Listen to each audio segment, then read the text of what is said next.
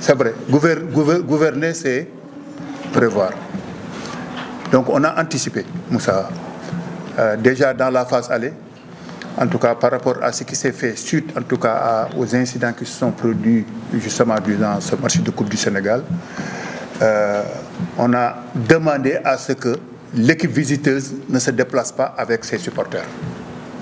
La première fois, la première chose. L'équipe visiteuse ne se déplace pas avec ses supporters. Et ça, on le duplique à la phase de retour. Guédiawaye, c'est le premier match phase aller, Guédiawaye. Jaraaf Guédiawaye. Guédiawaye s'est déplacé sans ses supporters. Évidemment, il y aura les 30 disons, de la délégation officielle, plus, disons, je pense c'est 15 ou 20 invités. Hein, c'est tout. Ce sera la même chose également à la phase de retour. Le Jaraaf va se déplacer, en tout cas sans ses supporters. C'est justement pour le parallélisme d'effort. Le parallélisme d'effort et éviter qu'il y a. Maintenant, ça, on le fait. C'est pas une spécificité sénégalaise. C'est une spécificité mondiale. Hein? Je suis parti d'Algérie. On m'a dit qu'il y avait le match Wak Raja. Comme l'avion devait faire escale au Maroc, j'ai dit qu'à ce match-là, je veux le voir. Je descends pour voir le match. Je ne trouve pas les supporters du Raja.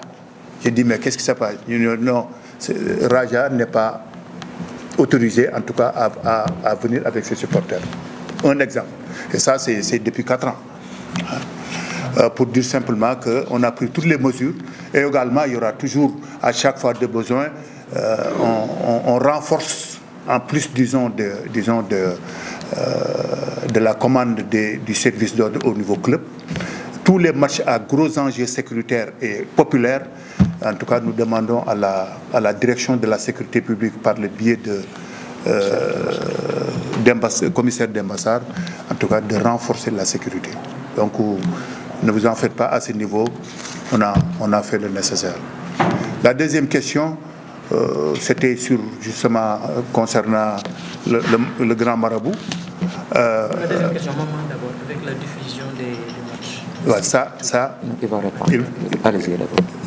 Voilà, je réponds à la question concernant justement ce bilan.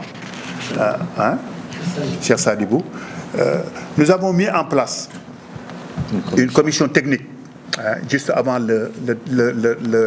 comment il s'appelle, avant la CAN, pour véritablement justement ces points-là, l'homme, comment il s'appelle, le 11 du mois, le meilleur joueur. Je pense qu'à la phase retour, on va régler ça. C'est des journalistes.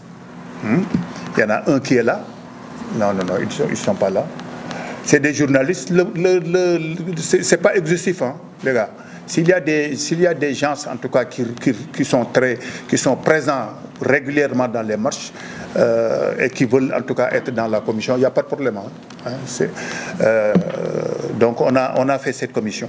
On s'est réunis déjà une fois, hein, pour que véritablement qu'on ait le 11 du mois, mais également qu'on puisse déterminer à la fin de la saison, comme on le faisait il y a à peu près 4 ans, le meilleur joueur en tout cas en L1 et le meilleur joueur en L2. Ça, on le faisait, hein.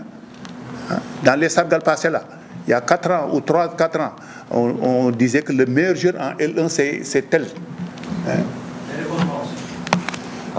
Hein? Oui. Quand tu es meilleur joueur, forcément tu as une récompense.